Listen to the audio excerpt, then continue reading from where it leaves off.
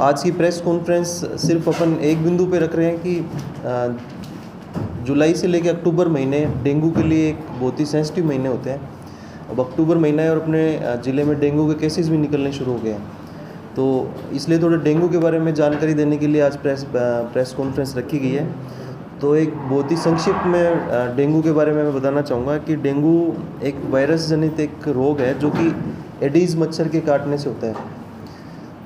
मच्छर काटने से तो होता है, लेकिन ये बच्चों को ज़्यादा इफेक्ट, गंभीर बात यह है कि बच्चे से ज़्यादा प्रभावित होते हैं। और ये एक बड़े आश्चर्य की बात है कि प्रतिवर्ष जो है पूरे विश्व में लगभग 2 करोड़ लोगों को डेंगू होता है। मतलब इतनी खतरनाक बीमारी है। और डेंगू टाइप 1, टाइप 2, टाइप 3 इस 4 तरीके का टाइप्स होते हैं। और 3 तरीके से फैलने के बता देता हूँ मैं किस तरीके से फैलता है ये। जो इसको टाइगर मॉस्किटो भी कहते हैं डेंगू एडीज़ मच्छर को। और एडीज़ मच्छर को टाइगर मॉस्किटो इसलिए कहते हैं क्योंकि ये बड़ा ही जिद्दी स्वभाव का मच्छर होता है और ये दिन में भी काटता है। मतलब जैसे जनरली मच्छर जो मलेरिया वाला मच्छर हुआ वो रात में काटेगा, लेकिन एडीज़ मच्छर दिन में भी काटता है। तो इसके अलावा मैं संक्रामक का, जैसे आप मच्छर को काटा, किसी मच्छर ने काटा तो काटने के 3 से 5 दिन के अंदर उसके डेंगू के लक्षण उसके अंदर व्यक्ति के अंदर आ जाते हैं। और इसकी संक्रामकता 3 से 10 दिन हो सकती है। मतलब जैसे मच्छर ने काटा तो 10 दिन बाद तक उसमें डेंगू के लक्षण आ सकते हैं। 3 तरीके का ये डेंगू बुखार होता है। एक तो साधारण बुखार जिसको क्लासिकल डेंगू बुखार कहते हैं, दूसरा डेंगू हेमोरेजिक फीवर होता है, और तीसरा होता है डेंगू शॉक सिंड्रोम। तो जनरली जो डेंगू होता है वो डेंगू क्लासिकल इतर लोगों में डेंगू सिंपल जो क्लासिकल होता है, इसके अंदर इसके सिम्टम्स बता देता हूँ मैं आपको।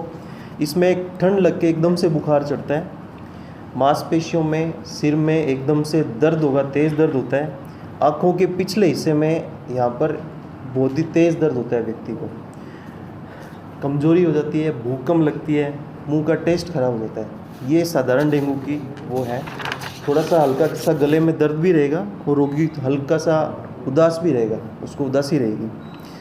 कभी कभी शरीर पर छोटे छोटे लाल निशान भी हो जाते हैं उसके अंदर।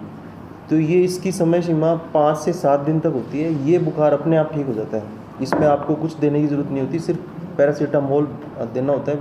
और अगर बुखार 102 डिग्री से ऊपर है फ़ारेनहाइट से, तो उसको अपन कोल्ड स्पंजिंग मतलब गीला कपड़ा लगा के उसमें अपन ही बचाव कर सकते हैं। दूसरा होता है dengue haemorrhagic fever. Dengue haemorrhagic fever मतलब आप किसी भी जगह से रक्तस्राव होने लग जाए, जैसे लेटरिन के अंदर पेशाब आ रहा है, लेटरिन के अंदर खून आ रहा है, पेशाब के अंदर खून आ रहा है, मसूड़ों से खून निकलना शुरू हो गया, इसको बोलते हैं डेंगू हेमोरेजिक फीवर।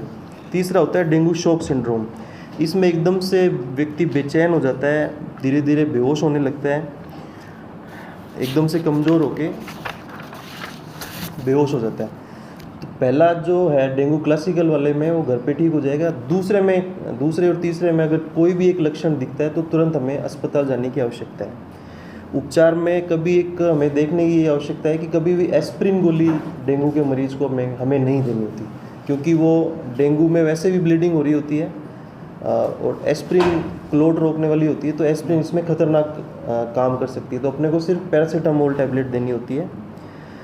और खाना पीना, उसको फ्रूट्स, उसको डाइट की आवश्यकता होती है। रोकथाम के लिए 2 तरीके से रोकथाम कर सकते हैं इसमें।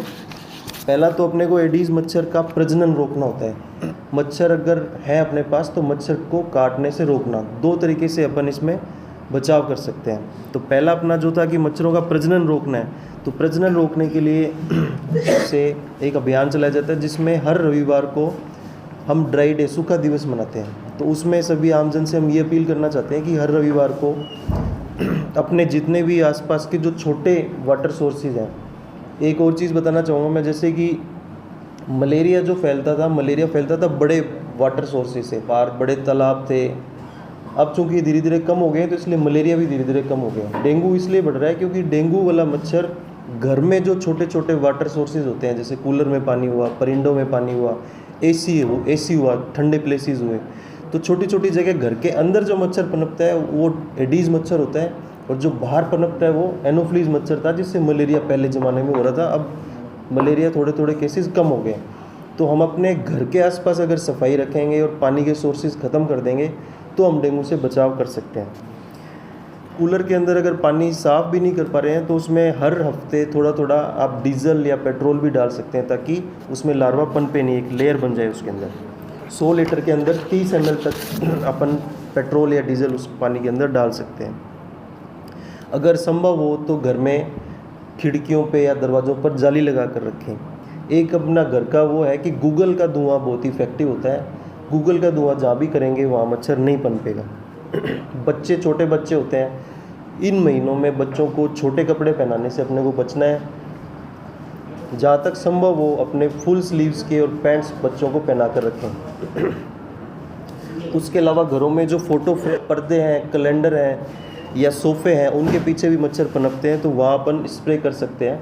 उसके अलावा जहाँ भी अपने को लगे कि हम मच्छर एकदम से बढ़ गए हैं, अपने को लगे कि बुखार के रोगी बढ़ गए हैं, मच्छरों की संख्या बढ़ रही है, तो आप वहाँ के नज़दीकी स्वास्थ्य केंद्र में, नगर पालिका या पंचायत को तुरंत सूचित कर सकते हैं कि यहाँ मच्छर हो गए हैं। उसी हिसाब से स्प्रे की सुविधा की जाएगी। अभी आज जन सुनवाई में भी माननीय कलेक्टर सर ने सुनवाई की शुरुआत इसी हिसाब से की थी। उन्होंने सभी नगर पालिकाओं सभी को निर्देशित किया है कि आप स्प्रे की कार्रवाई शुरू करें। तो आज से नगर पालिका, नगर परिषद और ये भी स्प्रे की शुरू कर देंगे कार्रवाई।